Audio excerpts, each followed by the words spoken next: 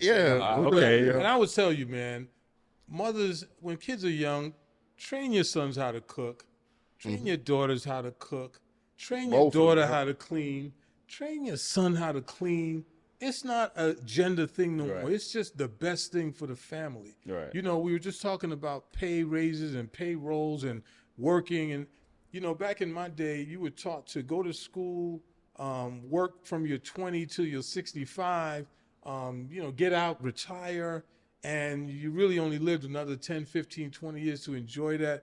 Now crazy, you can make $100,000 sitting in your house. You got to figure it out. You got to figure out what you're good at. You got to become professional at it and proficient at it.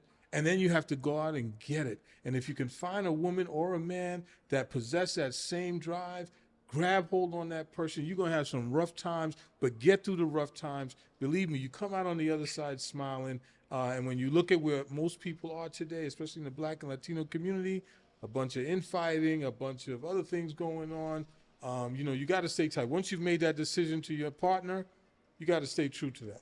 Yeah.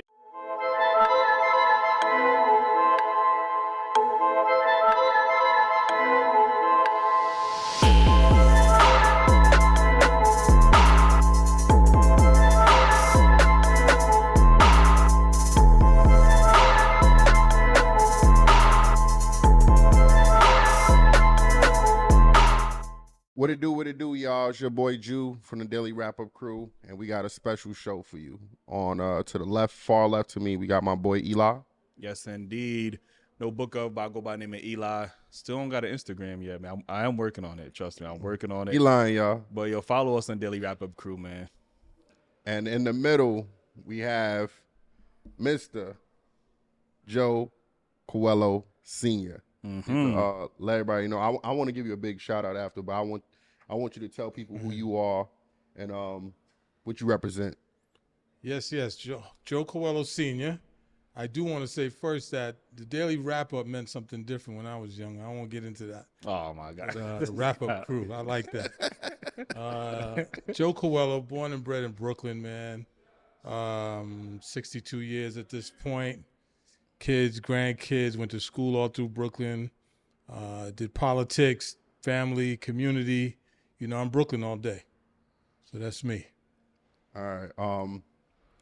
He's a little humble, so I'm spread some love and tell you about him. He's a community man. He's highly respected, and he gives respect back. He's very humble.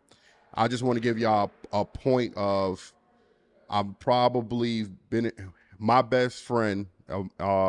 Just is his son, and ever since I've known him, he's been a role model to all the young men and young ladies that I even cross paths with him. Even as an adult, I could sit here and say that I was at one of my lowest moments and I didn't know where to turn, and he was still there even as a grown man. You get what I'm saying? So I highly respect this man, and I appreciate him to the fullest. So, you know, I appreciate that. I Yeah, appreciate that's that. dope, Yeah, I appreciate it. And since we talking about fatherhood, I would like to get into, you know, how important do you think fatherhood is, and how vital do you think it is to be in young black boys and girls' lives? So a great question. You know, fatherhood is a tricky situation because, you know, it goes back to our tribal sense, back to Africa. It goes back to our time when the family and the tribes actually were together, and fathers meant a lot more. And yeah, sorry about that, fellas. We actually in a community center right now, man. It's a very historic community center, so y'all might see some random audio in the background, but just ignore that. Like, you know what I mean? We're gonna be good. Yeah. No, we're here at the Major Owens Center. And that's part of fatherhood too, because that's been long standing for us to get a community base in the community where young people could come, especially fatherless young kids. But getting back to the father question, you know, when I was younger, the fathers on the block took care of all of us. If you saw someone doing something wrong as a young man, you didn't even need to talk to his parents. You handled him the same way you would handle your own child. And we had mad respect for fathers in the neighborhood. They went out every morning. They went out and got what they had to. They did the kill. brought that food home, brought that check home, brought in the existence for the family. And there was a big respect for that. And we've lost that along the way. It's troubling how some of that has come about. You have to go back in history to the 70s. You got to go back to child support situations. You got to go back to schools from the cradle to the grave to the jails. That's really the situation, and you have to unclasp that, right? You have to break that apart and understand the history of it before you talk about fatherhood, because fatherhood is a very strong word. Yeah. Yeah, I think that's important what you said about just the community factor, because on this show, me and Jew, we'll talk about that, the lack of community. Like Jew always brings up, growing up, we had that sense of community where, like you said, you could discipline him or whatever. You could look out for him if you see something going wrong with him.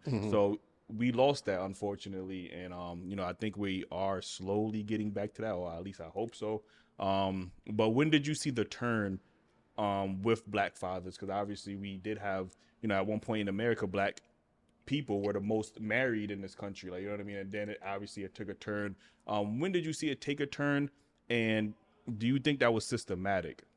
So yeah, I believe. Well, first of all, let me say this. Let me qualify this a bit. There are still a lot of fathers out here doing real father things. Unfortunately, there's a media push to show the black and Latino father as worthless, to show him as very out of control, to show that he has no emotional control. He does not know how to delay his gratification. He's always physical. He's always creating victims around him. And that narrative, I think, started a little bit towards the early 80s, because up until that point, we were really some outstanding young men coming up. At that time when I was... so yeah, it was really the early 80s, because at that time what was called, and you can do your history on it, Reaganomics came into play. It was Ronald Reagan came in as the president. They started to get rid of all the assistance for schools, so BEOG and Pell Grant started to go away. His wife started with the Say No to Drugs, and so that's where brothers started getting incarcerated for minor offenses, man. When you look at it now, it's minor offenses, and some of them are still there for minor offenses. And so in the 80s is when you started to see that. And then you started to have brothers who were systematically being pulled out of the house because they were no longer in relationships with their children's mothers, and all of a sudden they found themselves in court. I mean, it's okay to be responsible for your children, and you have to be, you should be. But once the court system gets involved, it drags you through a maze of physical trauma. It's an emotional drama. It's financially draining. And so I think a lot of brothers just did not have the where to. And so they started to basically hide out. They started to leave their jobs and take jobs off the books so that they wouldn't have to pay. And that really started the whole downfall, I think, of the young black male, especially in New York State. I can't speak for other states, but I can speak for New York State because I've been here all this time. And I think that's what happened. Yeah. I mean, even right now, I think statistically they say that, 70% I know it's a higher percentage of black fathers in the house over any other race or group. So most involved. Yeah. And making change. So, but do you think even with that, so do you think that, what is the difference between raising a young boy or a young girl, since you have both a son and a daughter? So I have a few. I have 8 children. And I out here about the battle Nick Cannon. Yeah, I know. The original Nick Cannon. Me and Nick be exchanging notes. No, I'm just joking. The real difference now, man, is that, when we raised our boys, man, we took them out into the world, man. We took them, skating. We took them to the park. We took them where the physicalness of the young male had to come up from the bottom. When you see the animal kingdom operates the same way. The male lion or the male in the animal kingdom, he takes the young males out with him and teaches them how to fish, teaches them how to hunt, teaches them how to bring back food to the household. We're no longer in that position, unfortunately, and I'm not knocking the mothers who have now been pushed into fatherless homes, or just where they're the main giver of the family giver. Um, Mothers are too in love with their sons. There is a time where they should be in their sons' lives. They have to deal with feeding them and making sure that they are well and they understand life at the young stage. But there comes a point in a boy's life where he needs a man, and it might not be his father. It should be an uncle. It should be a grandfather. It should be a cousin. It should be a nephew. But he has to have a male in his life that can be an example. You have to lead by example. He cannot go into the world watching what his mother does all day long, or his grandmother.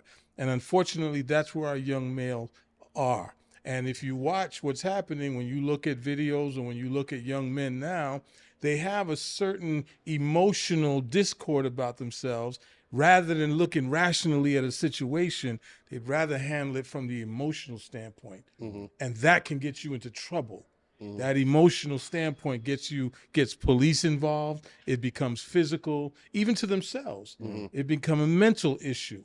And so that's where mothers, please mothers, I understand the father might not be there, but find a male in his life that he respects that can put a collar on him and hold him tight and say, young man, here's the road you must take. And unapologetically. That's how I see it. Yeah, I think real quick, Drew. Like you said, I think that masculinity is important in a young man's life. And I know, nowadays there seems to be the lack of masculinity in young boys, even to the point where you have men that stepping up into the road and they're using terms like toxic masculinity. Yes. You know what I mean? So it's almost like there's a agenda there to suppress masculinity, or at least the traditional masculinity that we're associated with.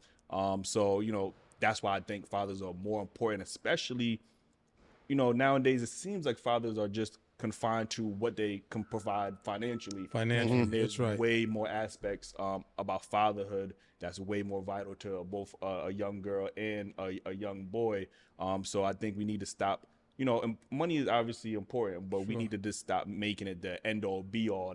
That's what you're for. Here for the money, the paycheck. You know what I mean? So I agree. And we see what's happening with the young boys, and we also see what's happening with the young girls as well. They're looking for that validation that they didn't get from their father, or they might, because they had a lack of father. Now they feel like they don't need a man, or they seen a mother do it without a man, so now they don't know how to respect the man. So there's a whole list of issues that happen when we are not having the fathers in the homes, Right. I want to touch on the previous issue, and I don't know who should take the heat for this, but at 5 years old, I was in the Scouts. And at 5 years old, I was sent away for the weekend with grown men. I don't know how my mother allowed this to happen, but in 30-degree weather, three-sided homes, out into the wilderness. But I'm going to tell you right now that created the man I am today, because I've been able to go through things and be prepared for things and see things happening before it gets out of hand, so that I can create the opportunities and the advances to make sure that everything goes well. Moving over to the issue that you just mentioned with young ladies, men, date your girls, date your daughters. And I don't mean that in the sense of going out and doing all of this stuff. When I say date them, I mean take them out. Show them what it means to be taken out. Show them what it means to be dressed nice. Show them what it means to have a door open for them. When you show them those things, my man Mikey from down the block or Jamal from down the block can't just come over and do anything. I remember years ago, my daughter was sitting in the window at her apartment, and a young man was yelling. He didn't see me. He was yelling her name out the window, yelling, hey, come to the window. And she stuck her hand out that window, and she said, don't you ever call me out that window like that ever again in your life. And then she looked at me, and I looked at her, and I winked, because she was trained not to allow men or young fellas to deal with her that way. And I was very proud of her then. I'm proud of her now. And men have to get involved with their daughters. Their mothers are there to show them how to be a woman, but a man is there to show them how to deal with a man. That's well put. I just want to say, I think the time has changed from, your era to my era. I feel like, some of the younger generation, we're more fearful, because before we only had to worry about the community maybe peer pressuring your child to do Yeah. something that they're not supposed to. I mean, the most extreme thing somebody probably would have did was cut school, Yeah. maybe smoke a little weed. Yeah. Yeah. Now we got to worry about, social media, having access to more money. These kids got money. Sure. I ain't have the money that they had. You get what I'm saying? So it's so easy to do something or be manipulated, let alone they're trafficking kids. It's just so. You said your mom let you go. I think that was normal back then. Yeah.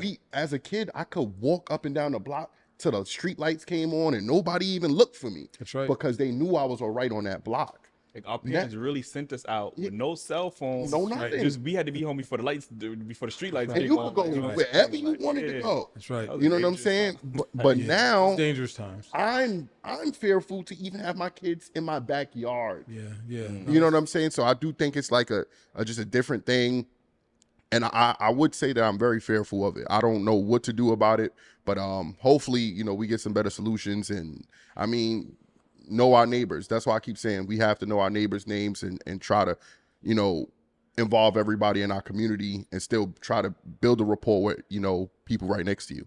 Yeah, I mean, the village is real. When we used to say the village raises children, the village is a real deal. I think, folks have to be careful with the internet. You really have to stay on top of your child with the internet. But the times have changed. My parents and my grandparents, they protected us from the world that we see now. The world was dangerous back then too, but we were not part of that danger. You cannot do that any longer because the advent of social media means that at the end of the day, you've lost control of your child. From the time your child wakes up in the morning and grabs that phone, you have now taken secondary position. And so you've lost control of anybody contacting them contacting the wrong people, being led astray. Automatically they can get the house where the next party is and be there in 5 minutes, where the liquor might be, where this might be. It was a little harder for us to do that. And so we just chose not to. We stayed home on the block and, but you have to, I think now, involve your kids with what the real world is. You cannot lie to them. You cannot abuse the fact that they shouldn't know what's happening. It will save their lives if you give them the tools to say what's right and wrong and how they should maneuver. There's two things I expect from my kids and grandkids. That's greatness and excellence. And you cannot get there if they don't know historically or culturally where that comes from. And so you have to get more into, if your child is spending 3 hours on their phone, they should be spending 6 hours with you. 3 hours to negate what they just learned and another 3 hours to learn what they should have been learning. And that's really what it comes to. It's a science, and we have to be more scientific with our children now than just letting the world raise them, because you will, years later, you will look at your child and say, I don't even know who that is. And it's unfortunate. It's unfortunate. We just spoke on, being a parent, for your child. Now we're going to flip the aspect around where we talk about young children or young adults taking care of their parents. Do you think it's a limit to how much, a young man or a young lady should be doing for their parents? I see like in society now, especially, with Black and brown people, we tend to take care or take on the role of caretaker or head of household for our parents. Yeah. Is there a limit or extent where we should or we shouldn't do, and when it comes to that? So I will say this to you: anywhere outside of America, the elders are just the top of the totem pole. They're taken care of until they're no longer here. America seems to think it a little bit differently, but I will say this to you: I'm second generation, born here. My mother was born outside of here. My father, my grandparents were not born in this country. They did not have the wherewithal to gain generational wealth that they would have been able to take care of themselves and pass that down to the family. So unfortunately, as they have gotten older, it does rely on us to become caretakers. And it's unfortunate, but if that's just how, to me, that's just how it goes. I took care of my mother until she unfortunately passed. My father as well, my grandmother. I felt an honor. It was an honor for me to do that because they took care of me as a baby and brought me into this world and took me through the processes of getting to be a young adult. So it was an honor. Unfortunately, it doesn't feel that way for young people because they want to be out. They want to be about. And it feels more like a burden. It feels more like a burden. It's a financial burden because now it falls on them to find the medicinal side, the hospital side, the assisted living side, the all of that. It's not easy, and so the financial burdens on a young person, say a young mother with 2 kids who's living with her mother, and her mother can no longer help her, and now she has 2 kids and a mother that she has to help. It's a painful situation. Maybe we shouldn't have children as young as we do. Maybe we should wait until we're a little bit more established. That's another angle to look at. But for me, in my era, you will always see folks in my era look at it as an honor to take care of our elders and not a burden. What you think, E? I think, with my mom right now, she is staying with her father, my grandfather, and I could see the mental toll that it is taking on her, financially, and just her mental in general, like, because he's an older guy, when you that age, like, your mentality is just, it's not changing. Like, that's 90 years of programming. It's not changing. Like, you know what I mean? So shout out to 90 years though. Yeah, so now shout out to him. So he still sees the world a certain way, and it takes a toll on her. So even though she loves him, dearly, it does. When she calls me, I can hear it in her voice, like, yo, it's a lot. You know what I mean? It's very stressful. So I think it should be an honor, but unfortunately, sometimes it can be a burden, and we need to know how to, navigate those, that situations, because we do want to take care of our loved ones at the end of the day. Like, I would assume most people want to take care of their loved ones, but at what cost? When you got to work like 8-hour, 12-hour shifts, like, and then come home and then have to take care, like, it is a lot. See, that's where the village comes in, Right. Because and let's flip it. That's 90 years old. What about someone who has a 20-year-old special needs child? And you have to deal with that all 20 years or 25 years. I've got a special needs child. And if I had to think about it, I probably would have exploded a long time ago. I don't have a choice to think about it. Right. But I also have a village around me. I have kids that help out. I have family members that help out. They give me the breaks when I need. I almost don't have to ask. They can sense when, hey, Pops, why don't you go ahead and watch the game? We got this. Don't worry about it. Right. But it takes a special kind of person to recognize that within their own family. Who needs help? Who can I help? How much can I help? And how far can I go? But we should all be in a position, when you look at life as a whole, after you get rid of all the riches and all of the cars and all, it's about family. Right. And it's about loving one another and getting to the next level. We all got to get out of here at some point, but it's the quality of life, and you want to make sure that everybody has a certain quality of life as we go through this process year by year by year. And I think it's a certain level of selfishness that people in this country exhibit more than anywhere else. Like, you know what I mean? Everybody's so materialistic. Yes. You know what I mean? They just want to worry about themselves, their own happiness. They don't really put their family or nobody else's priorities first. It's just, what can I do for myself? How can I make myself happy? Right. And we do need to stick to that village, because that's what really held us down. Especially in this country, as Black and brown people. Like, that village really got us through these tough times. Like, Okay. I think it's 2 things that I understand that we weren't privileged enough to have generational wealth, and a lot of us is trying to achieve that goal so we can have it for our grandchildren or children to be. But it's hard for us to have. There's a lot of successful young men and women who have to take on the role of taking on. Let's say we get a decent set of money, right? Now, we have to be responsible not only for our mother, our sisters, our brothers, our cousins. We got to do it for the whole family. Yeah. Which financially, we can't sustain that or afford that. And when you look at that, everybody, oh, you got some money, you think you better than me now, and you don't love us, and you leaving us in here, and you feel obligated to help and support everybody. Hey man, you was with me, and I can't leave you here, and I can't leave. You be MC Hammer. Right. MC Hammer damn near took the whole hood, Right. 60 people. just to make them feel like nobody was left behind. Yeah. And and those are the same people that don't give probably 2 shits about him. You get what I'm saying? I came from a background where I didn't have neither parent. So my upbringing makes me look at it different. Yes, I wouldn't see my mother be hungry. Yes, I wouldn't want her outside in the cold. But I can't see myself giving her all my money, and I got 4 kids that's gonna also have kids.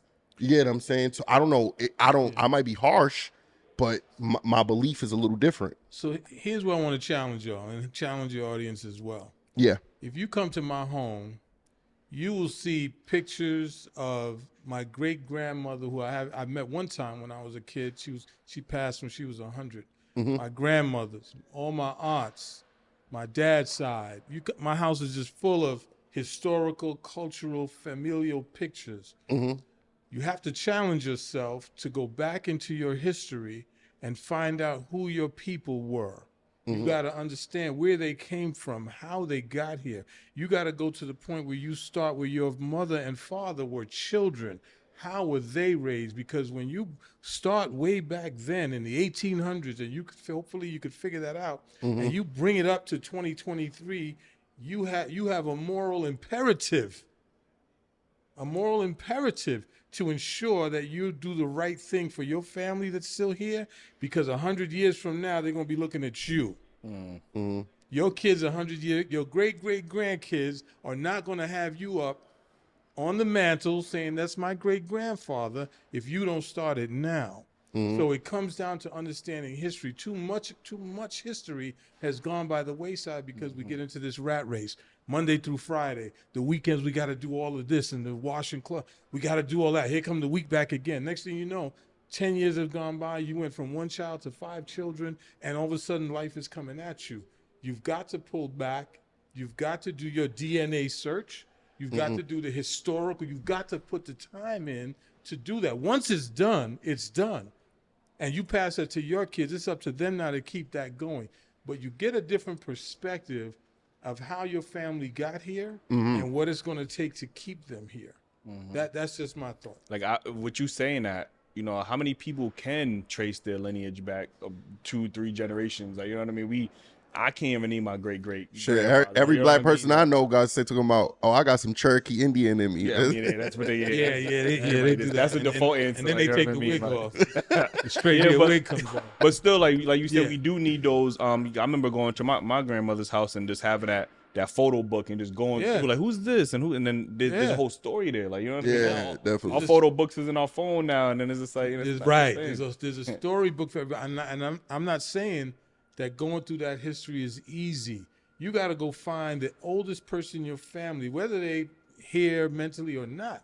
You got to sit down with them and say, okay, tell me something. You will be surprised how much they've been holding inside, but they didn't think that y'all cared about it. And so not you guys, but the younger family cared about it. We don't do that. The black family back in my day and the Latino family, you never put your elders in no home. They was in the back room. You fed them. You took care of them until they passed. These folks out here, boy, you say the wrong date. What date is it, Mom? Oh, you got the wrong date. Mom got dementia. She got to go to the home. You know, it's a different ball game. We never did that. Now we're doing that because we think it's okay. That's a little bit of the Western world. Right. The Western world has set in a little bit. And I think that's part of the problem. But try it. When you guys get a chance, start to put your little tree together, your little family tree. See who is out there that's willing to talk. Sometimes you just got to get on the computer. I'm going to Cuba in about another year. I'm going to be down there. My father's people are from Cuba. My mother's folks are from Cuba and Jamaica. And I'm going down there to do a whole historical piece. I've got some history down there that my father told me about years ago, and I have been just not doing the right thing to get down there. Right. And I'm going to do that because it's not for me. It's for my great-great-grandchildren who are not here yet. Right. That's who I'm doing it for. So that's important. That's dope. Definitely. You got to be careful when you're out there. You know what I mean? You're a successful man. They're going to try to make you a passport, bro. Yeah, no. I got some folks down there. The Wello name rings bells down there. Everybody tuning in, make sure y'all hit that like button, subscribe, pick up that merch. You know what I'm saying? We need that. You know what I'm saying? Share, repost, like, all that. All right, so my next topic is it's something trending in the media right now where a man spoke on, I guess, going 50-50 with a woman. And I just want to know, do you believe or do you think If a man is going 50-50, he lose value as a man. Man, let me tell you, man. A household is a household. It's 100%. However way you got to break that up to make it work. 80-20, 60-40, 70-30, even if it's 70-30, the woman's side, whatever makes it work. Unfortunately, it's not something you see when you're younger. It's something you understand as you get older. A lot of us old guys recognize that we've made some fatal mistakes in relationships by being too tricky with the money or not being honest about the money. I know there's a lot of women out there who feel that they should have stayed home all day and been a mom at home or a housewife only, never to work. This is a dual thing, man. You got to have two people in a relationship and carve it up. Maybe 50-50 is just for a month. Maybe then it goes 70-30 and then it goes 80-20, but it's a moving amoeba. Right. It's not a steady thing. The minute you think it's 50-50, you already run into, all right, well, I'm not doing 51. Yeah. If I do 51, I'm doing too much. It becomes problematic. You got to stay away from that, right? The bottom line is that the roles, we have to look at the roles. We have to look at what men do best, right? Men go out and they do what they need to do, and they protect the family. I'm not saying women can't do that. They do that to a position as well. But I think, again, it's a moving amoeba, and they both have to figure it out for themselves. You know, every relationship is different. You can't be looking at Married to Medicine or Atlanta Housewives, which I do look at. You can't be looking at that stuff and think, oh, that's how I want to do it. No, that's cameras and that's action and that's a whole lot of different types of money. Yeah. You really just have to sit down and have a bond with that woman or that man. You got to bring the checkbook out. You got to look at the bills. You got to not always buy everything for Christmas. Sometimes you got to say, this Christmas we're going to piece it back so that by January, we're not spending January and February money for what we did in December. Yeah, you be paying that shit back the whole year sometimes. Some people don't get out of bills until April to the next year. Right. It's unfortunate. We got to stop that. We got to stop being materialistic, you know. Yeah, I think in Western society, I don't know if people notice, but they saying 100K is the new middle class. Like, you know what I'm saying? Like, so like, you know, even and like I said, in New York, 100K, they say is the equivalent of making like 36,000 with the taxes. Like, it's nothing. Like, you know what I mean? So I think people have to adapt. And it's ironic that everybody has adapted in our society, whether it's alternative lifestyles, whether it's, you know, politics. But when it comes to gender roles, that seems to be definitive. That if for some reason I don't want to change, like, you know what I mean? So I think it is important for, you know, both people to work nowadays. Like this economy is not set up to where one person could just outright pay for a family of 3 or 4. Like, you know what I mean? I'm not saying that, you know, your woman got to go out there and kill herself. Like, you get what I'm saying? Right. But again, like Pop said, 50. Once you have that mindset of just 50-50, everything should be 100-100. My mom's mad and she tells me that all the time. Like, your son is not 50-50, it's 100-100. It's 100-100. So, you know, your money is her money and her money is your money, is what y'all putting in collectively to help the family at the end of the day. Like, you know what I mean? So I'm not saying that, you know, because a lot of women will say on the show, oh, why do I have to work and still come home and cook and clean and stuff like that? I don't think that should be a thing. I think the man should be able to contribute to cooking and cleaning. Like, he might not be the best, but as long as it's edible and it's feeding your family. I do my thing. You do his thing. I ain't gonna lie. You do your thing. Yeah. Okay. And I would tell you, man, mothers, when kids are young, train your sons how to cook. Train your daughters how to cook. Train your daughter how to clean. Train your son how to clean. It's not a gender thing no more. It's just the best thing for the family. Right. You know, we were just talking about pay raises and payrolls and working. And, you know, back in my day, you were taught to go to school, work from your 20 till you're 65, you know, get out, retire. And you really only lived another 10, 15, 20 years to enjoy that. Now you can make $100,000 sitting in your house. You got to figure it out. You got to figure out what you're good at. You got to become professional at it and proficient at it, and then you have to go out and get it. And if you can find a woman or a man that possess that same drive, grab hold on that person. You're going to have some rough times, but get through the rough times. Believe me, you come out on the other side smiling. And when you look at where most people are today, especially in the Black and Latino community, a bunch of infighting, a bunch of other things going on. You got to stay tight. Once you've made that decision to your partner, you got to stay true to that. Yeah. I and I know this is a fellas talking thing, and I can't just point no fingers. You know what I'm saying, but I do think somewhat of it is, the feminist movement brought this situation. The government manipulated it, enhanced it, put a gaslight, and just lit it up. And now, it's not that I don't want my woman home and, just doing motherly things, but in life and the situation, we can't afford it. You get what I'm saying? Like, honestly, I need her to work. And people look at me like, oh, he's a coward. He's a sucker for even saying that. We don't have generational wealth. We have multiple children. We have a home. We have cars. I can't afford it by myself. I'm going to be an honest man and tell you it ain't easy. And I want it to be as light as it could for her.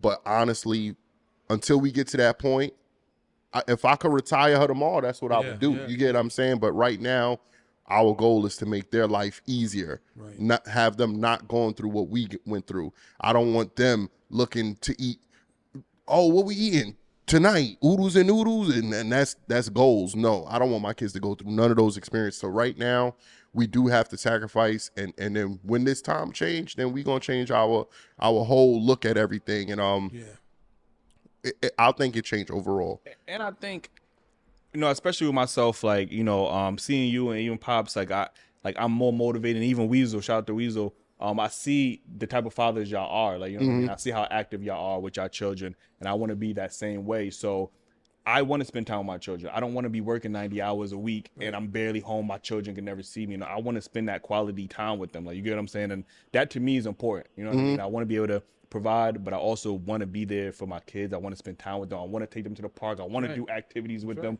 And I'm not going to be doing that if I got to work 90 hours a week. As soon as I get home, it's a high and by. I got to sleep and then I go back to work. That's not the lifestyle I want to live. And I know there's a lot of men that's saying the same thing. They want to spend more time. A lot of men live in regret not having relationships with their children. They say, men get old and they children don't even visit them.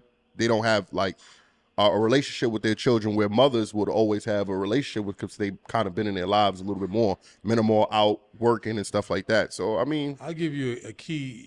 Here's a good saying. If you raise your kids right, you can spoil your grandchildren. But if you spoil your children, you are going to have to raise your grandchildren. And that's real, because at the end of the day, you have to put the time in. You have to raise your children, or you're going to have grandchildren that won't understand what this is about. The other thing I want to touch base on, I'm going to start throwing down over there. Another thing I want to touch base on is the family structure is key in any scenario, right? Yeah. And you're going to have war. You're going to have all types of issues, male relation. Think about it. It is systematic. It is systemic, because we are the only population of people, blacks and Latinos, where a black woman can stand there, and I might be hated for this, but she can stand there and fight and look in her man's face and argue with him. The Chinese women can't do that. The Indian women sure can't do that. The white women can't do that, but our women can do that. Where did that come from, right? So you have to think about the systematic side of that, systemic opportunities that this government has used. Just put, and you might not even be able to recognize it. But you have to be honest about, is this the woman for me, right? And that's what you have to make your choices better as well. You can't just have children with any and anybody, women and men. Right. You just can't keep having children with any and anybody, right? Yeah. Because those kids manifest from both souls. And if you have a rotten situation, you're going to have some rotten babies out here. Yeah. So, and we love them, whether they're rotten or not, we love them, but it creates a different society when I have to raise your children, even though they live with you in your house. Yeah. Real quick, I do love how the feminist movement was all about women being equal to men. So then it's like, damn, okay, y'all want to be equal. Like, equally go half on these bills with us. Yeah, Like, and they're it's like, nah, that's what men are supposed to do. Yeah, Men supposed to do that. Like, you know what I mean? So it's like, it's almost like they want to be selectively equal at times. Yeah, yeah. You know what I mean? They want equal pay, they want the equal rights, but then when it comes to, you know, being equal in the household or when it comes to the finances, then it's like, nah, God put you on earth to do that. Like, that's what the Bible say. Like, so, you know, it is funny how that We need works. grounding, man. The family needs to be grounded. Less social media, more sit down. We used to eat dinner at home on a Sunday night, the family around the table. As soon as social media came around and opening stores on Sunday, the family disintegrated. Right. You got to bring that. You got to talk to your kid every day. How was school? How did it go? You got to do homework with them. You got to do the bathing with them. You got to wake them in the morning and hug them. You have to send them out into the world knowing that they have the strength to get through that day. Right. That's what has to happen. Yeah.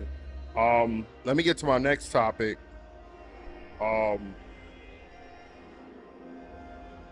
Okay, so with this year making 50th anniversary of hip hop, how has it influenced your life? And what are some thoughts of the genre evolution?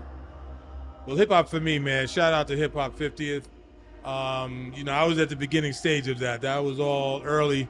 You know, Run D and Sugar Hill and all of them. You were spinning on the cardboard boxes? No, I didn't do that. Now I was a little bit, Oh, you wasn't on your B-boy? Okay. Yeah, I was doing that. But I was B-boy stancing. I had my quarter feel and all of that. I was doing that, buying clothes at Delancey and all of that. It was a great opportunity. I don't feel all of what hip hop has to offer has been realized by the community that started it. I think we have too many old school rappers that are out there that don't even have health insurance. That has to stop. That has to change. We don't recognize that these folks were the ones we listened to when rap was clean and rap was about honor and it was about duty. And then all of a sudden it started to change. We started seeing West Coast hip hop and some of the other Midwest hip hop coming in. And it was F the Police and Shake That Thing and all of that. And that started to drive. And so the executives, right? The executives for these companies have been putting their families through school and education and everything, big houses and cars, excuse me, through the hip hop world. And our own families have not seen the benefit from that. So I wish we could get back to the native tongues and we can get back to, you know, Pete Rock, CL Smooth and cats like that. And you know, that was my day. And I appreciated the work that them brothers put in. Yeah. What about I think I want us to get back to ownership of our music, especially hip hop.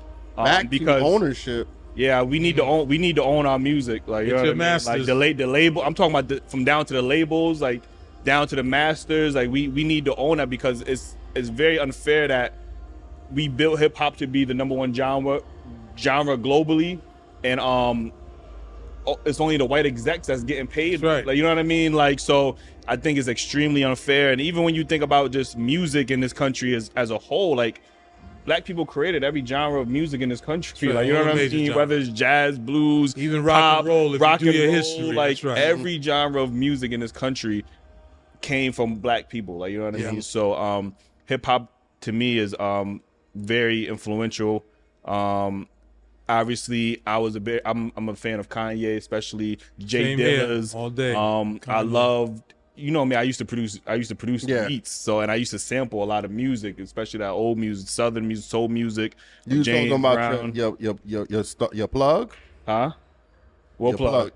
Eli, eat your ass on the beat. Get the fuck out of here. Like, that's not my tag. Like, but I did like how Kanye was looping the samples. Like, you know, that spoke to me. Genius. Jay He's Dilla, genius. like these people was like, yo, how they flipped the samples. It was just, it spoke to me in a different way. So obviously 50 Cents and those people definitely was a big part of my life. I appreciate what hip hop has done as a culture. Like I said, we just need to get back to ownership. Like, we need to get these labels and start doing things our way and not relying on outside forces to come in and profit off of our struggle, our culture, our fight, you know what I mean? So as far as the evolution, real quick, that's what happens when we don't control the music or we don't have ownership of the music, is that other people could come in and dictate, Control it, right, you know, that's right. what is deemed popular. And now we have all this gangster music, and now we got these, you know, female rappers talking Drill about rap this and all drill that. music, Yeah, the yeah. sexy thought music, like, you know what I mean? So none of it is being controlled by us; it's being pushed by outside forces. And I think, you know, once we get back to the ownership, you know, we could see maybe back to more conscious rap. You know what I Yeah, mean? yeah. A more productive style of rapping than just this ratchetness that's kind of going on. What I will say is that, you know, one of the things that was predominantly big in my day, and they said recently that vinyl music has taken over CDs in terms of purchasing. Right. And so for me, back in the day, we used to call it digging in the crates. All of the early hip hop music was sampling from jazz music. Miles Davis, Coltrane, some of the Isley stuff, that's where that music comes from. Right. So you start to do the history, right? History is everything, man. If you go back into the crates and listen to certain music, you will hear everything in hip hop has come out the crates from the 40s, 50s, 60s, and 70s. Yeah. And so when you understand where music comes from, then you can go back. But I want to turn this a little bit, right? Just to say, I just saw what was my man from the not the Roots, Andre 3000. The flute shit. Right? He just came out with his flute album. But they sat him down. They said, Andre, what's going on? And shout out to Andre 3000, man. At the end of the day, we all grow.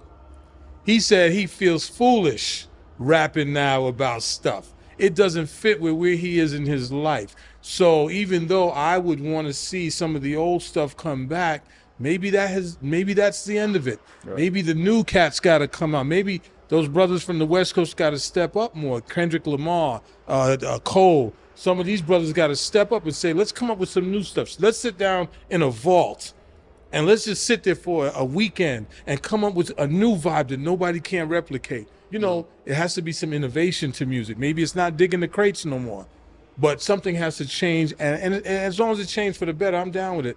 The ratchet stuff, I'm not down with. You know, I saw a video the other day I watch TikTok every now and then, like everybody, and I saw they were doing a juxtaposition between Chinese young kids at the age of 4 and 5 on their computers in China, and they had this kindergarten teacher with her class, and she's singing music while they're all shaking their stuff, and I'm like, that's what we up against.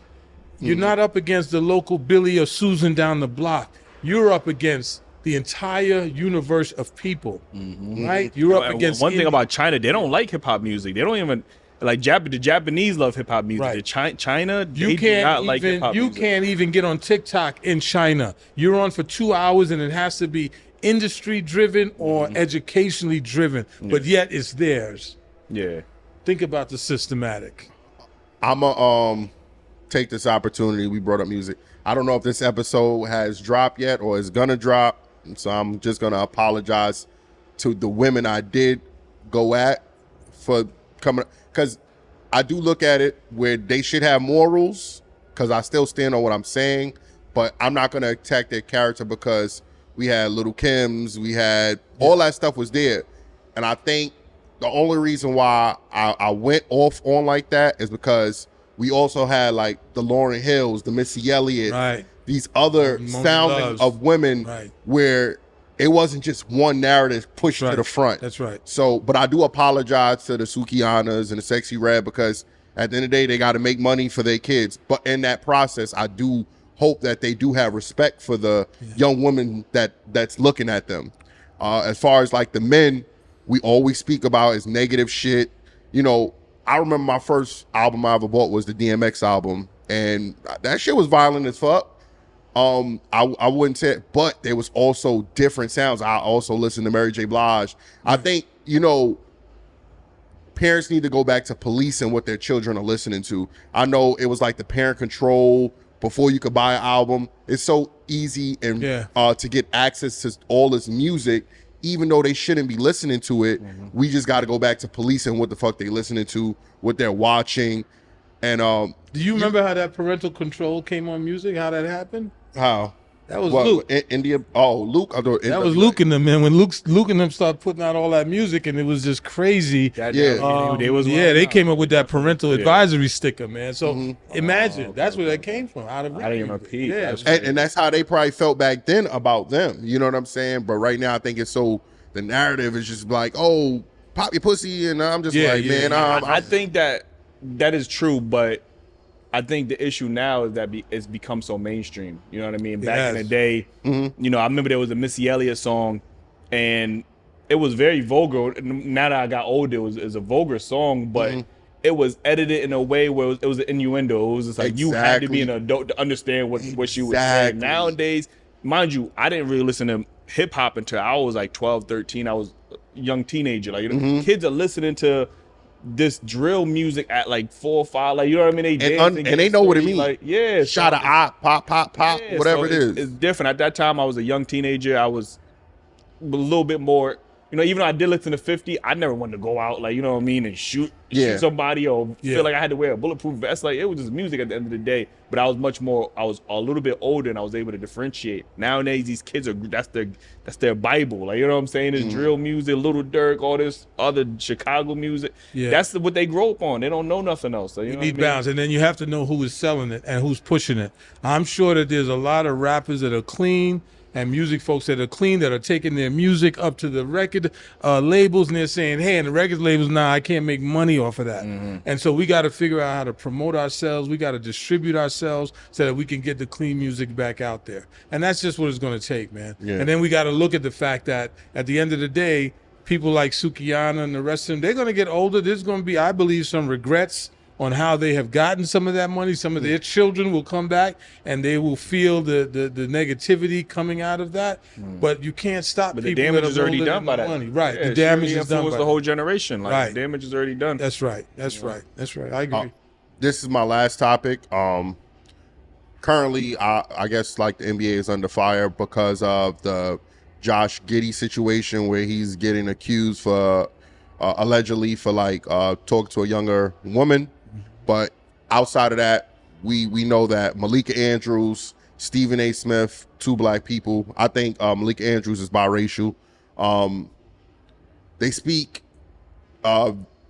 very directly when, you know, certain situations. I remember Stephen speaking about Kyrie. He was very harsh on Kyrie, but when I think Brett Favre did the situation where he was stealing the money, and he was a little lax on it. Aaron Rodgers.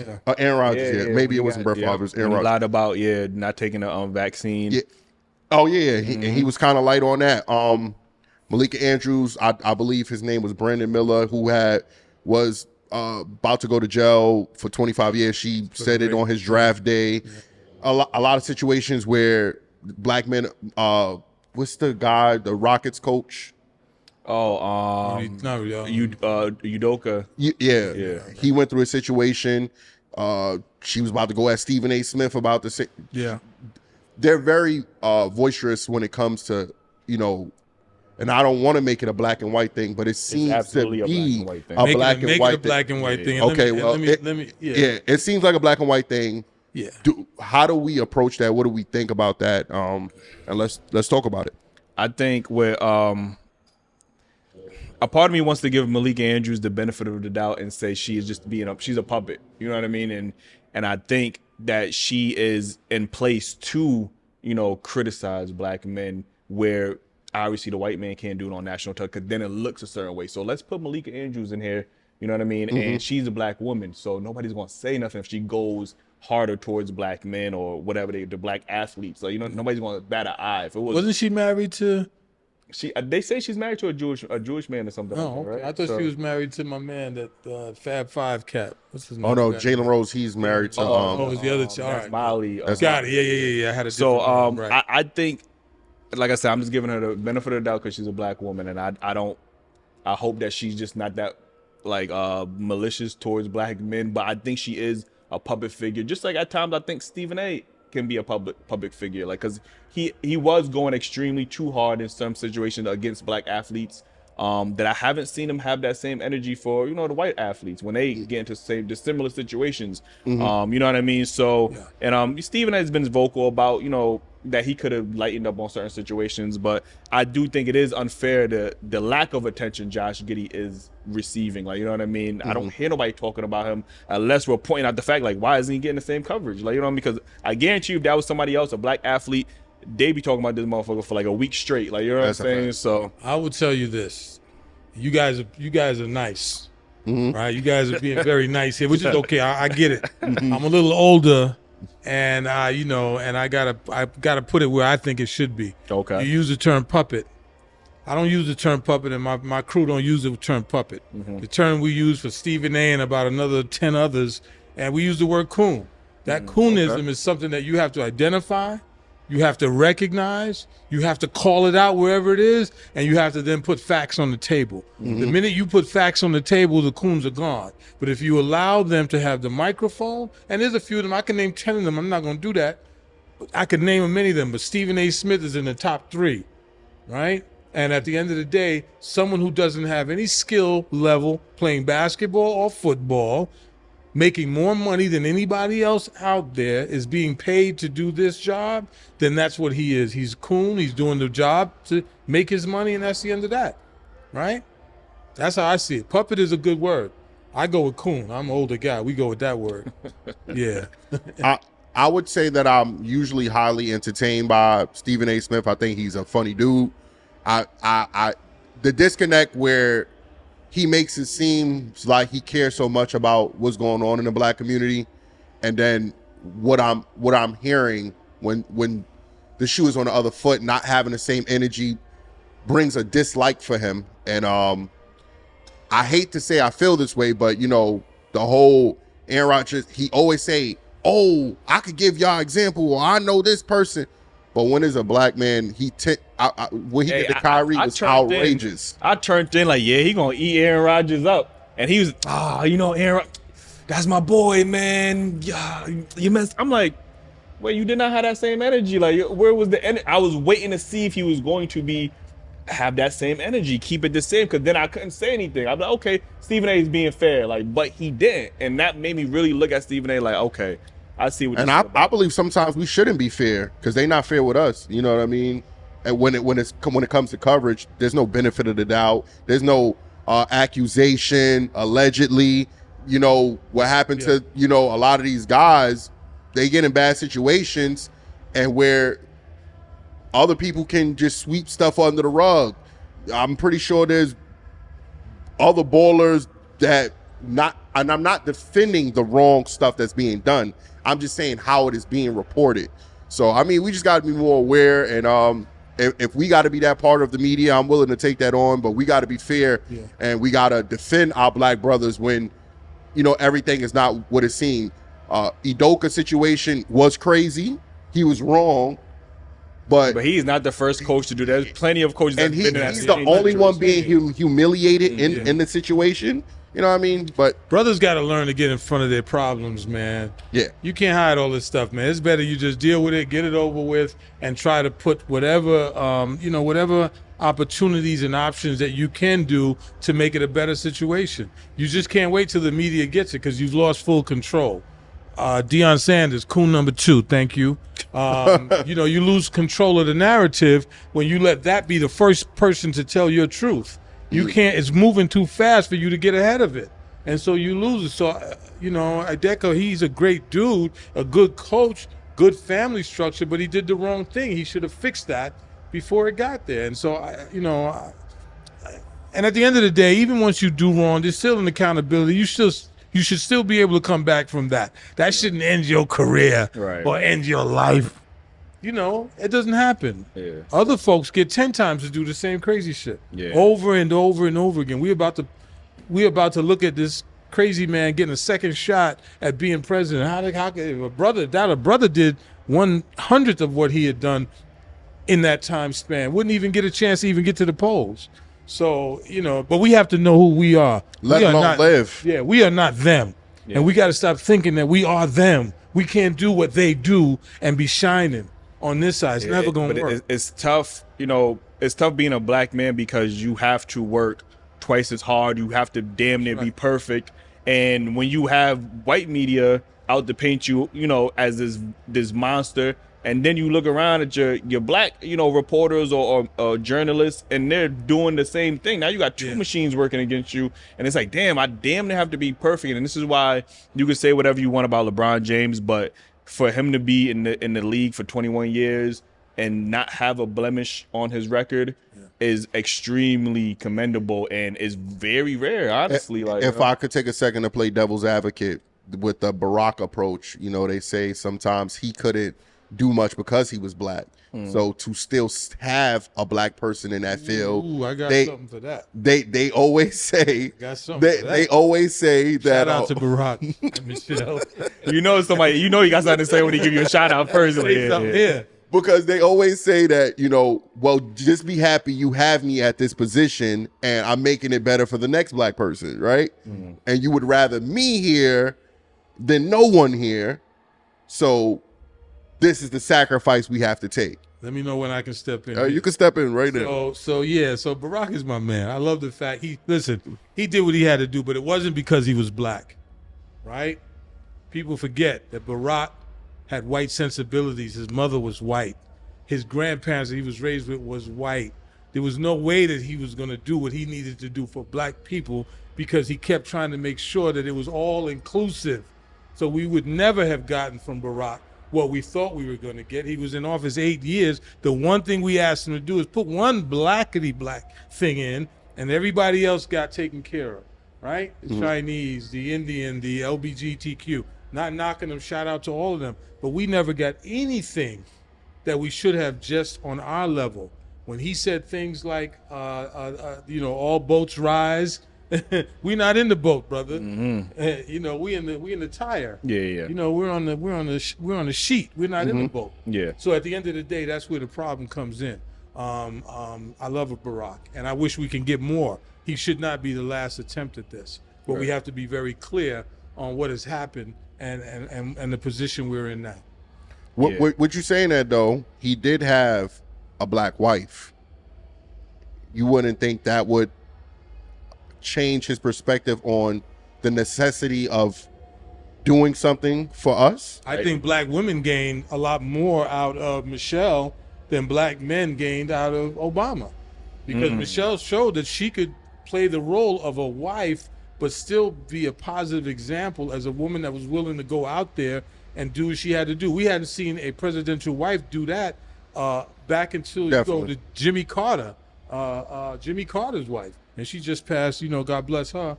But at the end of the day, Michelle was a very strong black woman who kept him in check too. Who knows what Barack would have been up to? I don't know, that's my man and everything. But at the end of the day, as a family unit, and don't forget, when I was just talking earlier about the village and the griots, you remember when they first came into office, her mother was there. Her mother was there 24/7, right behind them at all times. All the pictures, her mom was there, showed that they had a village around them, and the daughters were going to be raised by it. It wasn't just going to be dad all the way out doing presidential thing and mom doing gymnastics. No, they had someone at home rocking, and the daughters, I think, have done well up till now. Yeah. So I love Barack Obama. I'm not against him, but I think we need to create more of him so that we could keep going, right? Definitely. It can't be the end all. And I think you know, and tomorrow means a lot to me because, you know, we got the Black Man's brunch. And shout out to Black Man's Brunch. 500 men making a difference. That's a fact. And there's a lot of questions I want to ask specifically when it comes to voting. You know what I mean? Because I'm tired of every year we vote and we're saying the same things. Man, they looked out for everybody else except for black. I'm tired of that narrative. You know what I mean? And I think, and I really want to have some meaningful conversations about what we can really do to justify our votes. You know what I mean? It can't just be like Joe Biden said, well, vote for me because if you don't, you're not black. Like, that's not even a reason. Like, you know what I'm saying? We need some tangible results because there's no reason other communities should be getting priority or even laws passed, executive law orders. Like, you know, is outrageous. You know what I mean? And we never get anything for our vote. But every year every 4 years, we continue to be like, oh, your ancestors died for you to vote. No, they died for us to make a change with our vote. Like, not just to be able to just vote. Like, you know what I mean? So I would like to sit down and have more meaningful conversations about that. So where I would be with that, man, I'm gonna tell you honestly. Again, it goes back to history. If you don't know your history, and you don't understand the culture of voting, and you don't understand politics, how can you come to the table? The deal right now is that each community has to come together as a community group. They understand as a community what they specifically need, and they make it a plan, and they say, here's our master plan for this community. And they look at all the candidates and they say, this is our plan. We don't care what your plan is. We're not voting for you. We're bringing you in to follow our plan that we put together. And until black folks put that plan, that master plan together, community by community, I'm born and raised in Brooklyn, man. Yeah, Flatbush needs something different than Crown Heights. Fort Greene needs something different than Brownsville. East New York needs something different than. So those communities got to come together. We just can't be a monolithic group voting Democratic all the time. But it takes time to understand that. Right. Right? You just can't get your voting card at 18. Yeah, there's two things they let us do in this country without any information or any sort of idea as to what it means. One is vote, and the other is to go to war. We do those two things without ever understanding what those two things mean to us. Right? Yeah, and I like the approach that Cube had, where he had something in writing that he wanted Biden to sign. That's like right. it held, and it was good because it was able to hold him accountable if he didn't do those things. Right. It was like, hey, you signed this, Right. you didn't do it. Like, you got him. There's some ramifications, maybe even some legal actions you could probably take. But sure. people looked at Cube like he was crazy for even doing that, and I thought that was a smart idea. But I will say to you guys that you have a platform. Your platform might be everyday socioeconomic deals, but it all flies into the capacity of community building. I mean, you're trying to build up the minds of people, the same people that got to go home every night. I think at some point your platform can be used positively for that, and we should get a voting drive going and give folks an opportunity to sit in a room and say what is really happening in their lives. Where do they really need the help? This event tomorrow, the Black Man's Brunch, we do this every year, 5 times a year, under the 500 Men banner. And we'll have a room of young black brothers that will be in here, Latino brothers. There'll be a few sisters here as well. And we're going to get to the topics that are now topics that will have nothing to do with crime, victimization, anything of that nature. It'll all be positivity. And if you can get out here, please do so. And if you can't get to this one, get to the next one. These brothers are now down with it. Yeah, that's for sure. Like, man. And again, appreciate y'all for tuning in. Everybody, Pops, you got any socials? You want social media? You want to? No, share? just Major Owens Health and Wellness Facility when you get a chance. JC Energy and just the Coelho family. I'm social media for them. Yeah. Type it in on Facebook, it'll pop up. Type in Coelho. Yo, we appreciate y'all for tuning in, man. Make sure y'all cop the merch. Appreciate y'all. Dailyrapupcrew.co.